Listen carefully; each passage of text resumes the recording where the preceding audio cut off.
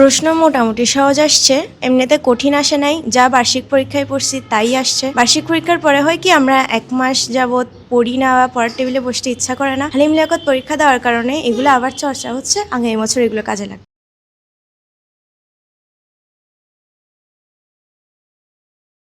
শহীদ হালিম লিয়াকত বৃত্তি পরীক্ষাটি আমি লাস্ট টাইম দিছিলাম। এই বৃত্তি পরীক্ষাটা পাইছি। এই বৃত্তি পরীক্ষাটি যেটা সুবিধা সেটা হচ্ছে আমরা বেসিক পড়া যেগুলো আছে মানে বাংলা, ইংলিশ, গণিত এগুলোর পাশাপাশি বিভিন্ন ইসলামিক জ্ঞান সম্পর্কে ধারণা পাই এবং সাধারণ জ্ঞান সম্পর্কে ধারণা পাই। এখানে একদিনে সারা বাংলাদেশে বৃত্তি পরীক্ষাটা হয়, আর এটার মাধ্যমে আমরা আমাদের মেধাটা যাচাই করতে পারি সারা বাংলাদেশের শিক্ষার্থীদের সাথে। বৃত্তি পাওয়াটা সব থেকে বড় ব্যাপার নয়। বৃত্তি দিয়ে আমি আমার মেধাটা বুঝতে পেরেছি। এই বৃত্তিটা দিয়ে আমি অনেক অনুপ্রাণিত হয়েছি। আমি এবার সহ 2 বার হালিম লিয়াকত বৃত্তিটা দিচ্ছি। হালিম লিয়াকত পরীক্ষাটা সারা বাংলাদেশে একসাথে অনুষ্ঠিত হচ্ছে।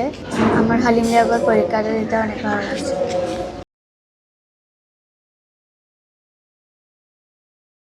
হালিম লিয়াকত স্মৃতি বৃত্তি পরীক্ষা শুধু এক স্কুলে হচ্ছে না, এটি বাংলাদেশের বিভিন্ন বিদ্যালয়ে অনুষ্ঠিত হয়। এই বৃত্তি পাওয়া অনেক কঠিন এবং একটা মেধাশালী বৃত্তি। এই বৃত্তিতে যে আমি অংশগ্রহণ করতে পেরেছি সেটাই অনেক ভাগ্যের ব্যাপার। এই বৃত্তি প্রতি বছর হাজার হাজার শিক্ষার্থী অংশগ্রহণ করে থাকে। হালিম লিয়াকত স্মৃতিবৃত্তি পরীক্ষার একজন শিক্ষার্থী হতে পেরেছি, আমি অনেক সৌভাগ্যবান। হালিম লিয়াকত স্মৃতিবৃত্তি আমি প্রথমবার দিতে পেরে অনেক খুশি হয়েছি।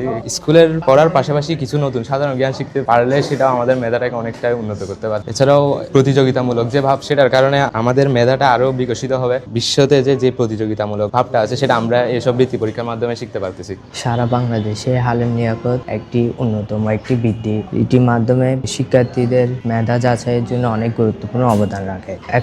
169টি কেন্দ্র অনুষ্ঠিত হয়েছে। শিক্ষার্থী হচ্ছে 51,766 জন। আমাদের যে কেন্দ্রীয় নির্দেশনাগুলো ছিল ওরা সবগুলো অনুসরণ করছে, এটা দেখে খুব খুশি হলাম। বেসিক্যালি এটা দেখাই আমাদের কেন্দ্রীয় পরিদর্শনের মূল উদ্দেশ্য, যে বৃত্তি ব্যবস্থাপনাটা যেরকম নির্দেশনা দেয়া হচ্ছে সেভাবে পারফেক্টলি হচ্ছে কিনা এবং ছাত্ররা কতটুকু কমফোর্ট ফিল করছেন, ওভারঅল ব্যবস্থাপনা কেমন আছে। আলহামদুলিল্লাহ আমাদের কাছে এই কেন্দ্র খুবই ভালো লেগেছে এবং আমাদের নির্দেশনা বাস্তবায়ন হয়েছে, ওনারা অনুসরণ করেছে। আমাদের হালিম লিয়াকত স্মৃতিবৃত্তি পরীক্ষা বাংলাদেশে প্রায় 25 বছর যাবত এটা রান করে আসছে। এটার উদ্দেশ্য হচ্ছে আমাদের শিশু কিশোরদেরকে পড়ালেখার ক্ষেত্রে তাদের মেধা বিকাশে আমরা একটু সহযোগিতা করা এবং আগামীর বাংলাদেশে যেন একটি সুনাগরিক গড়ার ক্ষেত্রে আমরা কিছুটা অবদান শিক্ষা ক্ষেত্রে রাখতে পারি, সে উদ্দেশ্যে আসলে আমাদের এই বৃত্তি কার্যক্রম আমরা পরিচালনা করে থাকি। অন্যান্য বৃত্তিগুলো থেকে এটার একটা বিশেষত্ব আমি লক্ষ্য করলাম। এখানে শুধু হাটহাজারীতে 2000 পরীক্ষা অংশ নিচ্ছে, এটা কিন্তু অনেক বড় ব্যাপার। বার্ষিক পরীক্ষা শেষ, এরপরে যে তাদেরকে নিয়ে আসতে পেরেছে, এই জন্য হালিম লিয়াকত স্মৃতি বৃত্তি যারা পরিচালনা করছে তারা ধন্যবাদ রাখার দাবিদার। কারণ এই সময়টা কিন্তু পড়ালেখার সময় না, ইসলামিয়াত নামক একটা গুরুত্বপূর্ণ বিষয়। এটা ছাড়া তো আসলে মুসলিমদের জীবনযাপন চলতেই পারে না। বাংলা, ইংরেজি, গণিত সব জায়গায় আছে, এগুলো সবাই প্র্যাকটিস করে। তো এটা যে যুক্ত করছে, এটা কিন্তু আমি মনে করি যারা মুসলিম শিক্ষার্থী আছে তার জন্য খুবই ভালো হবে এবং খুবই উপকার হবে।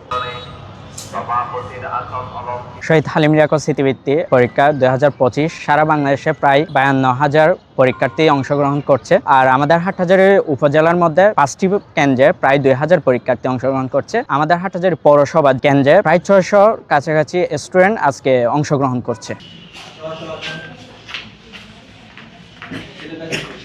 অঙ্ক, ইংলিশ, বাংলার পাশাপাশি এই শহীদ হালিম লিয়াকত স্মৃতিবৃত্তি পরীক্ষার মধ্যে প্রশ্নের মধ্যে এই ইসলামিক সাধারণ জ্ঞানটাও আসে। প্রায় 25 বছর এই হালিম লিয়াকত পরীক্ষা চলমান অবস্থা আছে। এই 25 বছরের মধ্যে প্রায় 50,000 মেধাবী শিক্ষার্থী তারা হালিম লিয়াকতের মাধ্যমে বের করে আনতে পেরেছে। তাদের উদ্দেশ্য হলো সুন্দর বাংলাদেশ বিনির্মাণ করার জন্য যে মেধাবী শিক্ষার্থী এবং ইসলামিক যে জ্ঞান অর্জন করা শিক্ষার্থীর প্রয়োজন, সেই শিক্ষার্থী তারাই হালিম লিয়াকতের মাধ্যমে বের করে নিয়ে আসে।